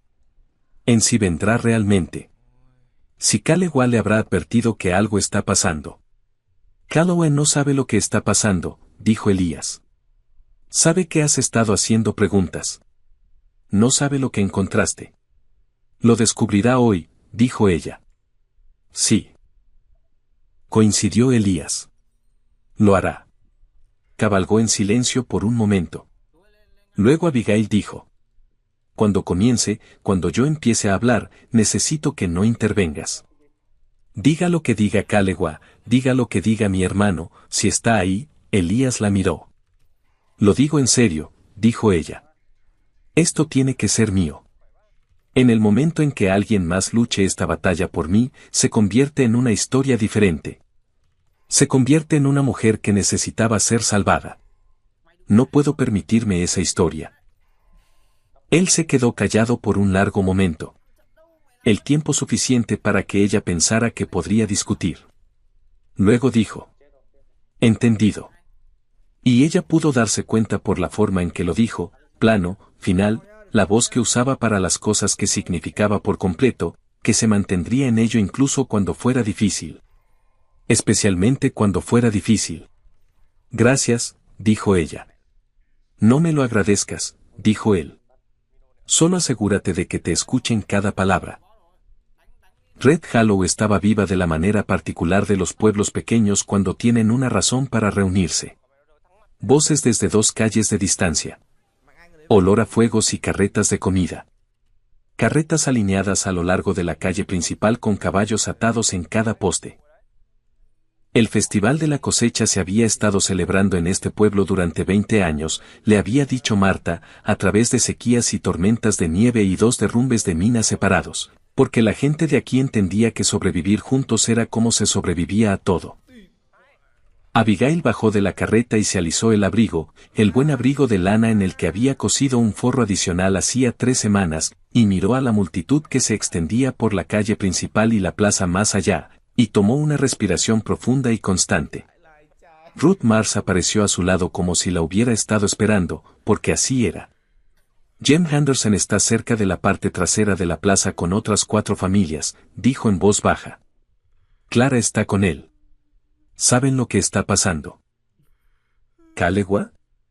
Preguntó Abigail. Llegó hace 1 hora, dijo Ruth. Está cerca del frente, abrigo grande, hablando con el alcalde. Su voz llevaba un filo preciso en la palabra alcalde que comunicaba mucho sobre el alcalde sin gastar palabras adicionales en él. ¿Algún signo de alguien de Chicago? Ninguno. Abigail asintió. Está bien. Miró a Ruth. Mantente cerca. No pensaba irme a ningún lado, dijo Ruth. La primera hora del festival transcurrió con la engañosa normalidad de la calma antes de la tormenta. Abigail se movió entre la multitud con Elías, aceptó presentaciones, estrechó manos, hizo pequeñas conversaciones con la cuidadosa compostura de una mujer que ha aprendido a mantener su atención real invisible. Observó a Calewa desde la distancia. La forma en que trabajaba en una multitud, suave y seguro. El apretón de manos aquí, la risa allá, la facilidad practicada de un hombre que se ha vuelto indispensable para suficientes personas que se siente genuinamente protegido por su buena voluntad. No la había visto todavía, o si la había visto, no había decidido reconocerlo. Comió algo que Ruth le ofreció. Habló con el Dr. Harman, que resultó ser un hombre compacto, de mirada aguda, de unos 60 años, que jugaba ajedrez con Elías y tenía opiniones muy firmes sobre la ley territorial que expresaba en el estilo abreviado de alguien que había pasado décadas diciendo cosas importantes rápidamente porque siempre estaba a punto de ser llamado a otro lado. Oí que has estado investigando los contratos de Calewa, dijo, sin molestarse en bajar la voz particularmente. Oíste bien, dijo ella. Bien. Dijo él. Alguien debería haberlo hecho hace 2 años. Miró hacia la plaza donde estaba Calewa. Compró un terreno en South Road el invierno pasado usando una cláusula sobre derechos de acceso al agua que leí 3 veces y todavía no entiendo del todo. La familia que lo vendió no lo entendió en absoluto, que sospecho que era el punto. Lo era, dijo Abigail. ¿Estaría dispuesto a decir eso públicamente si se le pregunta? Él la miró con la rápida evaluación de un hombre que ha hecho una carrera decidiendo cosas rápidamente. Sí, dijo. Lo haría. Fue poco después del mediodía cuando Victor Calloway la encontró. Ella lo vio venir desde 20 pies de distancia. Ese andar despreocupado, esa sonrisa fácil, la cualidad particular de un hombre que se acerca a una situación que cree controlar. Traía a un hombre más joven con él, a quien ella no reconoció, que se quedó un paso atrás y no dijo nada. Señora Boone. Dayo Calloway, desplegando el nombre con un pequeño énfasis que lograba sugerir tanto reconocimiento como escepticismo en una sola sílaba. No esperaba verla aquí. Tuve la impresión de que usted y Elías preferían quedarse en la montaña. En su mayoría, dijo Abigail amablemente. Pero el festival parecía valer la pena. Sus ojos se movieron a su cartera brevemente, luego de vuelta a su rostro. ¿Haciendo algunos negocios hoy? Algunos, dijo ella. Abigail. La voz vino detrás de ella, y ella se giró, y su hermano estaba allí. Sabía intelectualmente que podría venir. Se había preparado para ello. Había ensayado en la privacidad de su propia mente cómo se sentiría este momento, y había concluido que sería manejable. Se había equivocado. Su hermano se veía exactamente como siempre.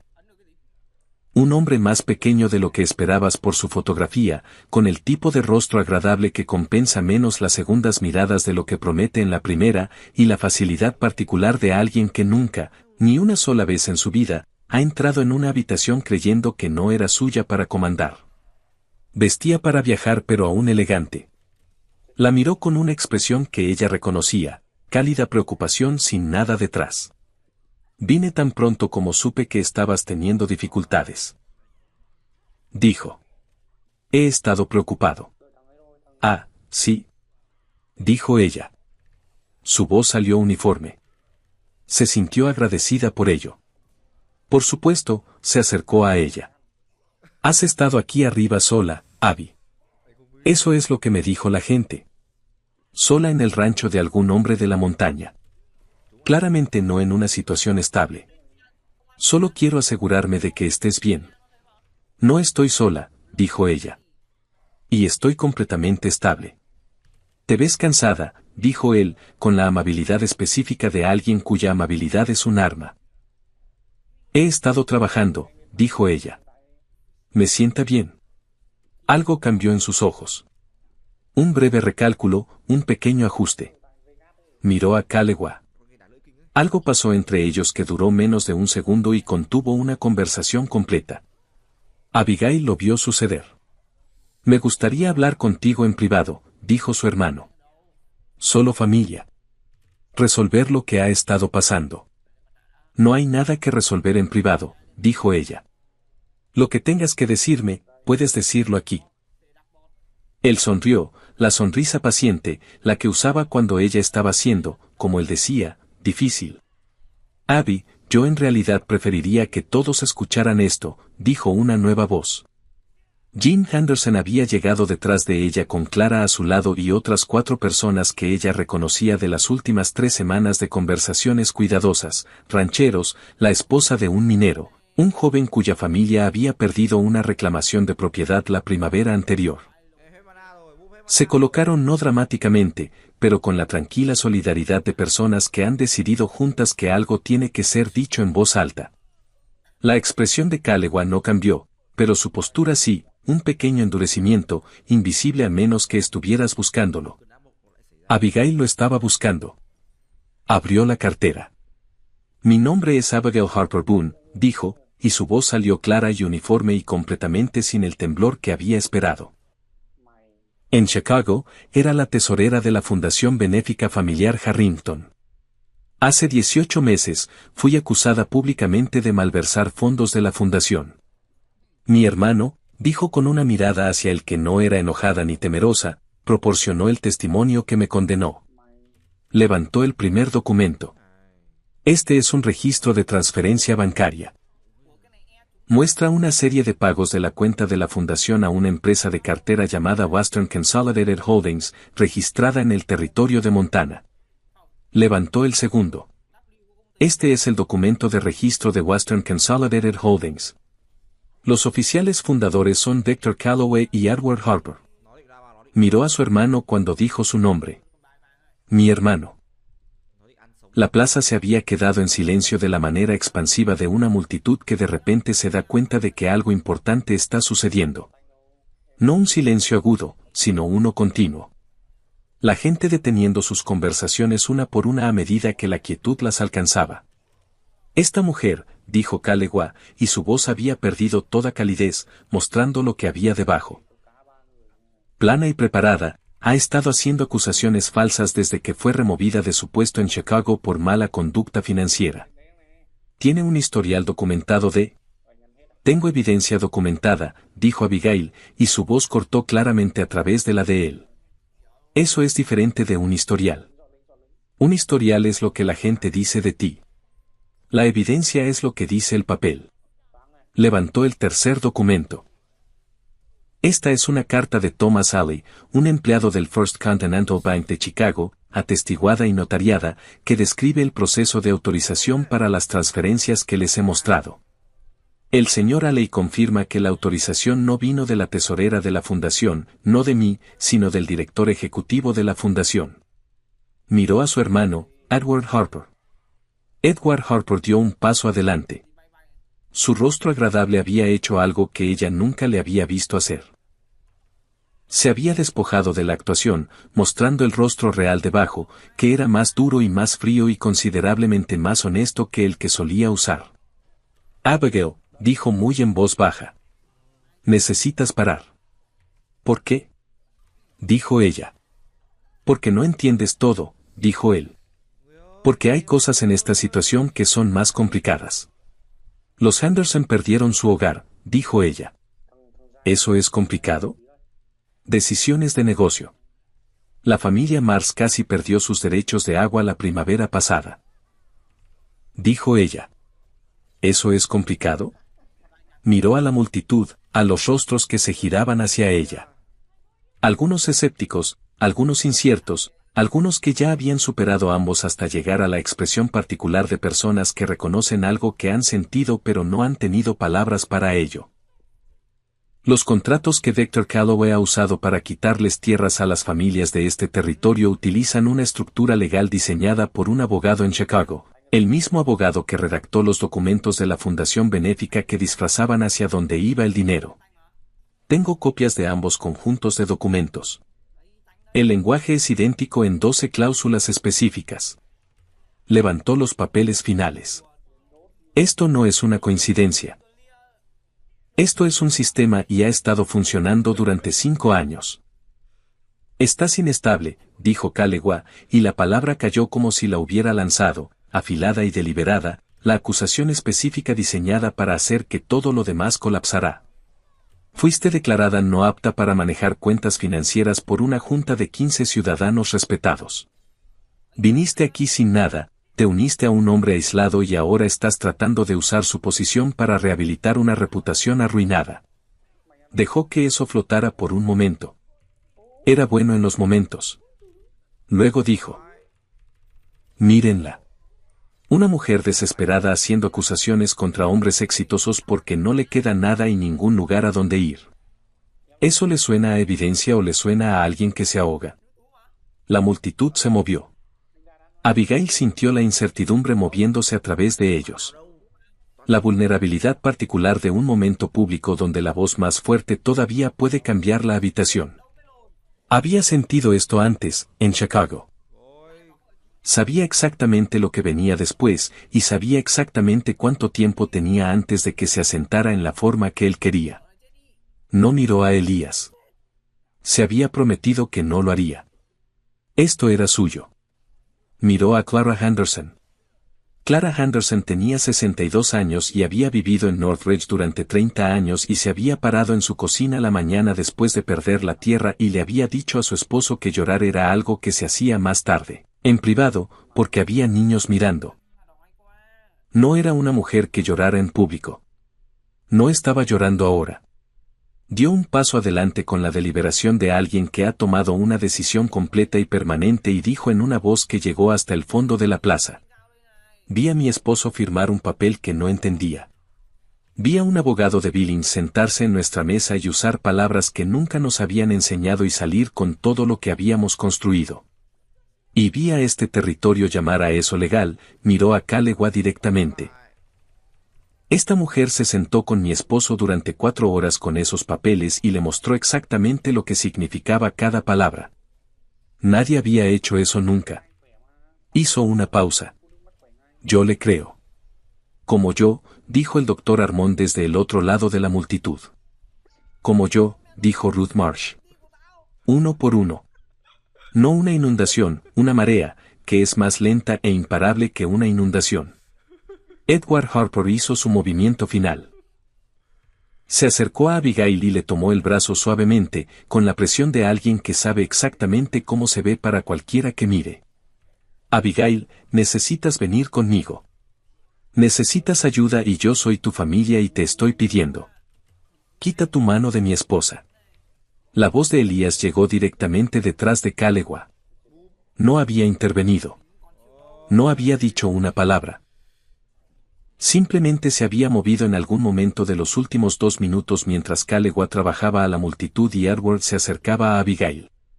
Se había movido a una posición donde estaba parado exactamente donde necesitaba estar y dijo las 7 palabras que había decidido que eran las que se le permitían decir, y las dijo con la certeza absoluta e inamovible de una montaña. La mano de Edward cayó. Kalewa se giró. Miró a Elías por un largo momento. A este hombre, este enorme y silencioso hombre que había sido un rumor y una advertencia para este territorio durante años. Y por primera vez, algo se movió en la expresión de Kalewa que no era cálculo ni actuación. Era duda. Abigail se liberó el brazo. Se alisó el abrigo. Miró a su hermano, realmente lo miró sin inmutarse, sin ira, sin la pena que había llevado durante 18 meses como una piedra en el pecho, y dijo con la claridad suficiente para que todos los cercanos la oyeran. He estado esperando a que alguien escuchara. La Oficina de Tierras Territoriales en Billings ahora tiene copias de todo lo que hay en esta cartera. También las tiene el Tribunal de Circuito Federal. También las tiene un reportero del Chicago Tribune que me escribió la semana pasada después de que Thomas Abe contactara a su editor, sostuvo la mirada de su hermano. Debiste haberme dejado en paz en Chicago. Nunca debiste enviarme aquí. Edward Harper no dijo nada. Por primera vez en su vida que ella recordara, su hermano no tenía nada que decir. Y en la plaza de Red Hollow, Montana, con el frío de noviembre presionando desde la montaña, y el humo elevándose de las fogatas de cocina y 40 personas de pie en la quietud de una verdad que acababa de ser pronunciada al aire abierto donde no podía ser retractada. Abigail Harper Boone sintió la piedra en su pecho, la que había estado cargando durante 18 meses, comenzar muy lentamente a disolverse. El sheriff llegó a las 3 de la tarde. Era un hombre cuidadoso llamado Dodd Wheeler que había pasado 20 años tomando decisiones con las que podía vivir. Y cuando leyó los documentos que Abigail puso ante él en el cuarto trasero de la pensión de Marta, con el Dr. Harmon y Jem Henderson presentes como testigos, los leyó 2 veces y luego los dejó y dijo: «Voy a necesitar enviar un telegrama a Billings». «Ya hay uno esperándolo», dijo Abigail. Él la miró. «Envió el telegrama ayer por la mañana», dijo ella. «Antes de que viniéramos al pueblo». Él casi sonrió. «Necesitaré detener a ambos hombres mientras verificamos los documentos federales». «Por supuesto», dijo ella. Cuando salió de la pensión, Elías estaba esperando en el escalón. No dijo nada. Le tendió una taza de café de algún lugar, todavía caliente, y ella la tomó y se paró a su lado y la bebió en el frío aire de la tarde, mientras a su alrededor el pueblo de Red Hollow se movía y murmuraba y se reorganizaba alrededor de lo que acababa de suceder. «Enviaste el telegrama a Billings antes de que viniéramos al pueblo», dijo él después de un momento. «Ayer por la mañana», confirmó ella. «No me lo dijiste». «No quería que te preocuparas», dijo ella. Él se quedó callado. «Me habría preocupado menos sabiéndolo», dijo. Ella lo miró. «Lo sé», dijo ella. «Lo siento». Él miró su propia taza. «Planeaste todo». «Lo intenté», dijo ella. Miró al otro lado de la calle donde podía ver a su hermano siendo escoltado por 2 de los hombres del sheriff hacia la cárcel. No bruscamente, no dramáticamente, simplemente con la firme y cuidadosa atención de personas haciendo algo necesario. Lo observó hasta que terminó. «Todavía no puedo creerlo del todo», dijo en voz baja. «Cree», dijo él. «No ha terminado», dijo ella. «Habrá un proceso legal, meses, probablemente testimonio. Intentarán complicarlo». «Lo harán», dijo él. «Mi nombre no se limpiará por completo hasta el veredicto». «No», dijo él. «Y aún así, Abigail», dijo él. Ella se detuvo. «Mira lo que acabas de hacer», dijo simplemente. «En una tarde. Mira lo que hiciste». Ella miró la plaza, a Ruth Marsh hablando con Clara Henderson con ambas cabezas juntas, animadas como mujeres haciendo planes. A Jem Henderson estrechando la mano del Dr. Harmon con el particular apretón de un hombre que ha estado cargando algo durante mucho tiempo y acaba de recibir permiso para dejarlo. A las familias de Rat Hollow, moviéndose a través de la última luz del otoño, con la cualidad de un lugar al que se le ha dicho algo que necesitaba oír. Eso lo hice yo, dijo ella. No con orgullo exactamente, con algo más callado y más privado que el orgullo. Tú hiciste eso, dijo Elías. Ella bebió su café. El frío presionaba a su alrededor, honesto y limpio, e indiferente a la manera de la montaña, a la que no le importaba lo que había sucedido hoy, que requeriría el mismo trabajo mañana que requería todos los demás días, que le daría exactamente tanto como ella estuviera dispuesta a poner, y ni una cosa más. Descubrió que no le importaba en absoluto. Descubrió que estaba, por primera vez en más tiempo del que podía medir, exactamente donde pretendía estar. El juicio duró 11 semanas. Abigail sabía que sería largo. Se había preparado para largo. Lo que no había preparado completamente fue la textura específica de esas 11 semanas. La espera principalmente, que era su propio tipo de trabajo, y el testimonio, que requería que se parara en una sala del tribunal de Billings y dijera la verdad que había pasado 18 meses siendo dicha que era una mentira, frente a un juez y 2 abogados y un reportero del Chicago Tribune que lo escribió todo en un pequeño cuaderno con la atención concentrada de un hombre que entendía que estaba presenciando algo que valía la pena registrar. Testificó durante 3 días. La defensa intentó usar el mismo enfoque que su hermano siempre había usado, la amable y continua implicación de que era inestable, de que su versión de los eventos estaba moldeada por un rencor personal más que por los hechos, de que una mujer que había sido deshonrada públicamente y luego había huido a un remoto rancho de montaña podría quizás tener sus propias razones para construir una versión alternativa de lo que había sucedido. Era un argumento razonable, como argumentos van. Solo requería que el jurado creyera que ella era el tipo de mujer que haría tal cosa. Se paró en el tercer día de testimonio y miró al jurado. 12 hombres de diversas edades de diversas partes del territorio. Todos ellos con los rostros de personas haciendo su mejor esfuerzo honesto por entender algo complicado. Y dijo: no vine aquí para vindicarme. Vine porque las familias de este territorio merecen saber lo que se les hizo, y por quién, y con qué dinero. Mi nombre es una preocupación secundaria. La tierra de los Henderson es la principal. Ese fue el momento en que el abogado defensor dejó de interrumpirla. Thomas Haley testificó mediante declaración escrita, notariada y atestiguada porque estaba demasiado asustado para viajar desde Chicago, lo cual era comprensible y por lo que Abigail no lo juzgó en absoluto. Los registros bancarios hablaron con suficiente claridad sin su presencia física. Los contratos hablaron por sí mismos. El Dr. Harmon viajó a Billings y testificó con la eficiencia precisa de un hombre que entendía que la paciencia de un jurado era finita y que cada palabra innecesaria era una pérdida de tiempo. Jim Henderson testificó al final, en voz baja, sin drama, sobre la mañana en que el abogado de Billings se sentó en su mesa y se fue con todo lo que había trabajado durante 30 años para construir. No hubo un solo sonido en la sala del tribunal mientras Jim Henderson hablaba.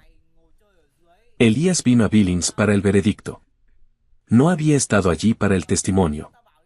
El rancho necesitaba, los animales necesitaban cuidados, la montaña no hacía concesiones para los procedimientos legales humanos. Le había escrito 3 cartas, que eran 3 cartas más de las que ella esperaba de un hombre con su particular relación con el lenguaje, y las 3 eran cortas y decían esencialmente lo mismo en diferentes arreglos de palabras. Que el rancho seguía en pie, que Edmond del Cerdo era difícil pero manejable, que él estaría allí cuando importara. Estuvo allí.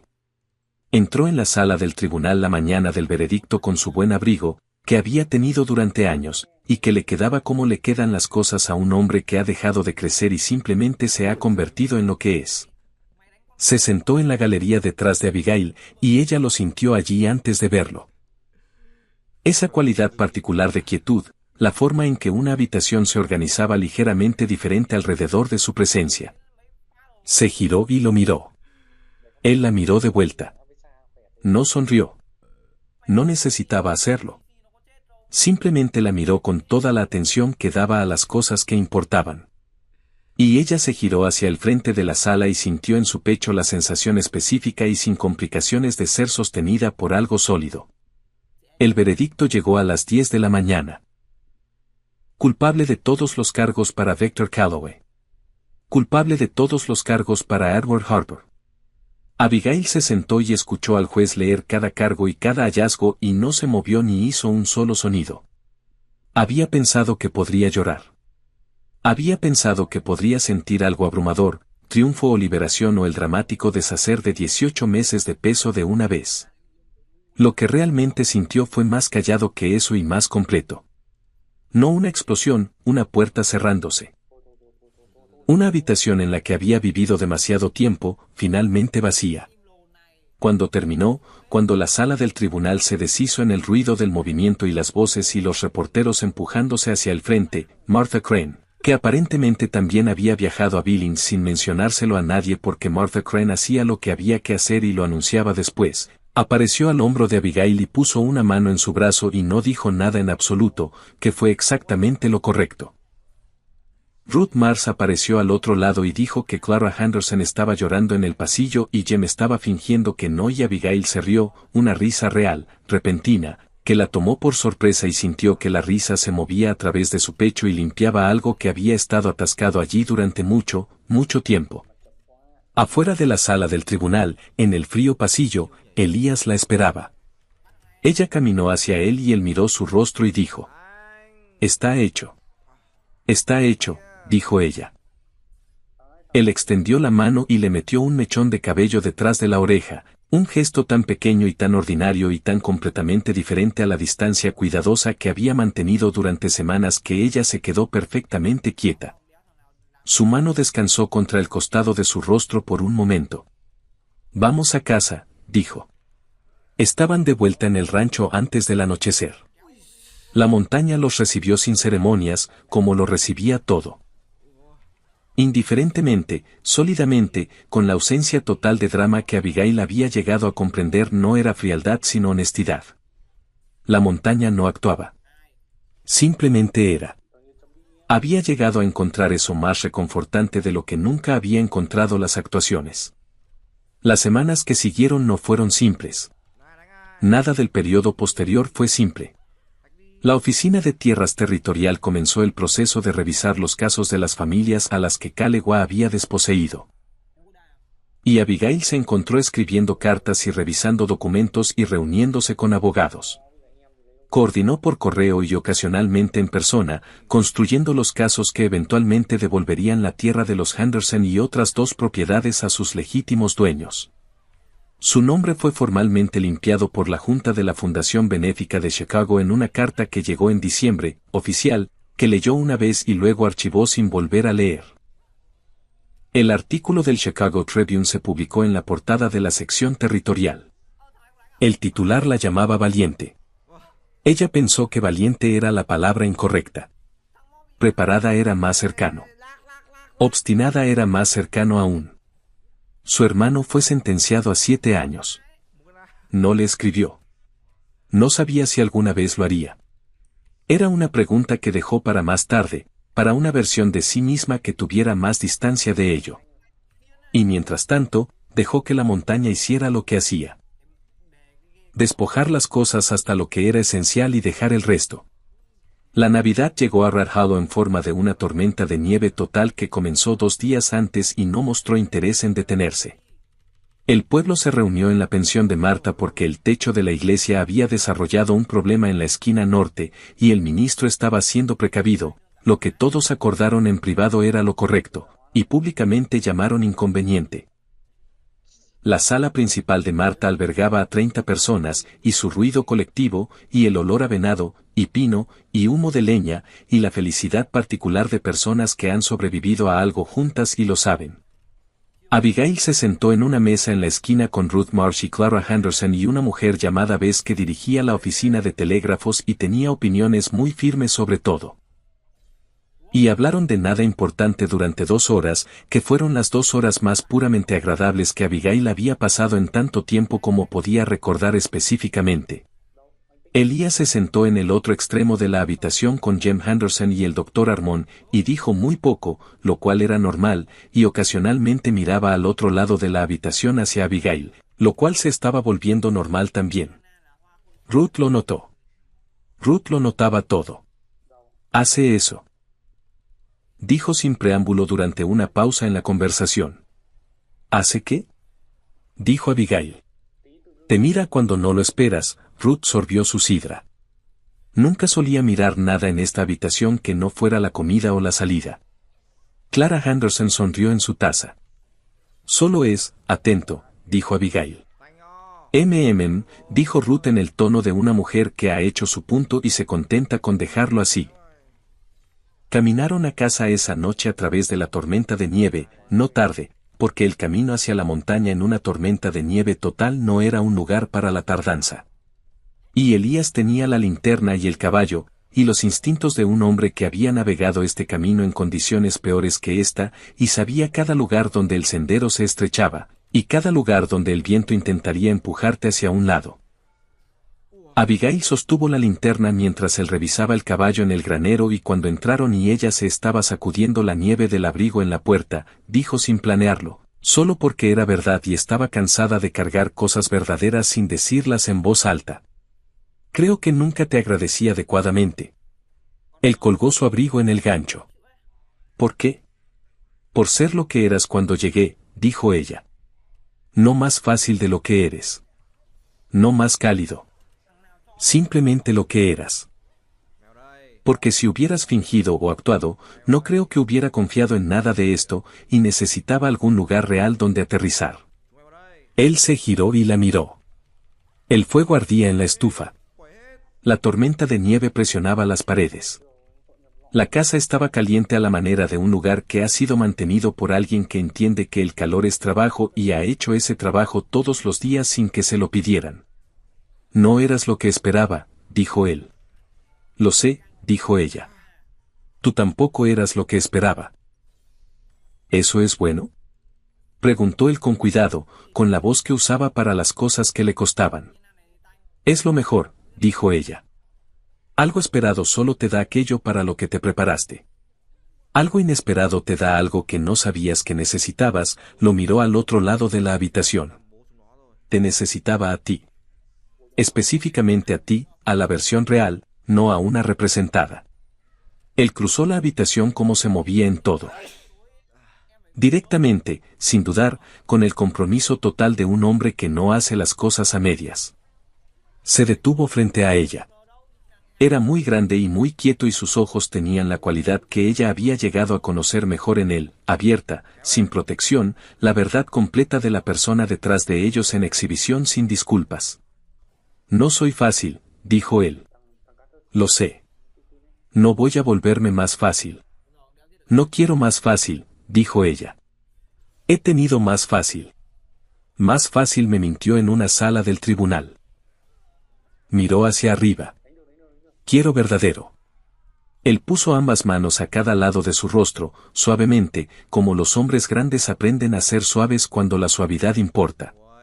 Y dijo, eres la cosa más verdadera que ha llegado a esta montaña. Ella lo besó primero. No lo había planeado, pero no le sorprendió que lo hiciera. Había una lógica en ello, como había una lógica en todo lo que había sucedido desde el día que bajó de la diligencia al lodo congelado de Rat Hollow y se negó a disculparse por ocupar espacio. Había sobrevivido a lo peor que podía imaginar. Había entrado en una vida desconocida y la había construido en algo real con sus propias manos. Se había parado en una plaza pública y había dicho la verdad lo suficientemente alto para que importara. Besar al hombre que amaba en una casa cálida en una noche de tormenta de nieve le pareció lo menos complicado que había hecho en 2 años. Cuando llegó la primavera, llegó como llega la primavera a Montana. No suavemente, no gradualmente, sino con una especie de furiosa insistencia. La nieve se retiraba ante ella, y el suelo emergía oscuro y húmedo, e inmediatamente lleno de todo lo que había estado reteniendo. La montaña se volvió de colores que Abigail no había visto antes, verdes para los que no tenían nombres, y los animales volvieron a sí mismos después del invierno a la manera de criaturas que redescubren de lo que son capaces. Encontró que ella hacía lo mismo. Expandió el huerto de la cocina porque tenía opiniones al respecto que habían estado esperando desde octubre. Organizó el cuarto de almacenamiento adecuadamente por primera vez en lo que sospechaba que era desde siempre. Le escribió a Thomas Alley en Chicago y le dijo que su valentía había importado y que esperaba que estuviera bien. Y él le escribió una carta tan sincera que le dolió la garganta. Ayudó a Clara Henderson a redactar la petición formal de restitución de tierras que, después de 4 meses de proceso legal, devolvió la propiedad de los Henderson a Jem y Clara. El día que Jem Henderson recuperó su escritura, subió por el camino de la montaña hasta el rancho en su carreta con Clara a su lado. Y cuando Abigail salió a recibirlos, Jem Henderson, un hombre de 60 años que, según todos los relatos, no había llorado públicamente desde la muerte de su primer perro a los 9 años, tuvo que mirar un árbol durante un largo momento antes de poder hablar. «Te debemos algo que no podemos pagar», dijo finalmente. «No me debes nada», dijo Abigail. «Te sentaste conmigo en una mesa y me mostraste los papeles cuando no tenías ninguna razón para confiar en mí. Eso es lo que hizo posible». «Aún así», dijo Jem. «Entren», dijo Abigail. «Elías hizo algo esta mañana que él llama estofado, y yo llamo ambicioso. Agradecería una segunda opinión». Clara se rió. Jean negó con la cabeza. Entraron. La mesa que había sentado a un solo hombre durante años en silencio sentó a 4 esa tarde, y la conversación fue en 4 direcciones a la vez, y Elías dijo quizás 12 palabras en total, y parecía en la forma específica y privada que ella había aprendido a leer en él, completamente contento con cada una de ellas. Esa noche, después de que los Henderson se hubieron ido, Abigail se paró en la ventana mientras Elías alimentaba el fuego, y miró la montaña que se volvía púrpura en el último resto de luz, y pensó en la mujer que había llegado en una diligencia en noviembre, con un abrigo gastado y una habitación cerrada en su mente, y la fija expectativa de todos a su alrededor de que se habría ido para Navidad. Pensó en lo que esa mujer había temido y en lo que había encontrado en lugar de las cosas que temía. Pensó en la educación específica e inenseñable de un duro invierno. Cómo despojaba todo lo que no era necesario y te dejaba de pie en la claridad de lo que quedaba, que siempre era más simple y siempre más suficiente de lo que habías imaginado. ¿En qué piensas?, preguntó Elías detrás de ella. Ella se giró y lo miró. A este hombre difícil y honesto e inesperadamente gentil que había abierto una puerta la noche que ella llegó y le había hecho espacio sin ceremonias y nunca le había pedido que fuera más pequeña de lo que era. «Estoy pensando que vine aquí con nada», dijo ella. «Y no sé cómo explicar lo que tengo ahora sin sonar como alguien que encontró exactamente lo que necesitaba al caminar directamente hacia lo que más temía». Él la miró al otro lado de la habitación. «Esa no es una mala explicación», dijo.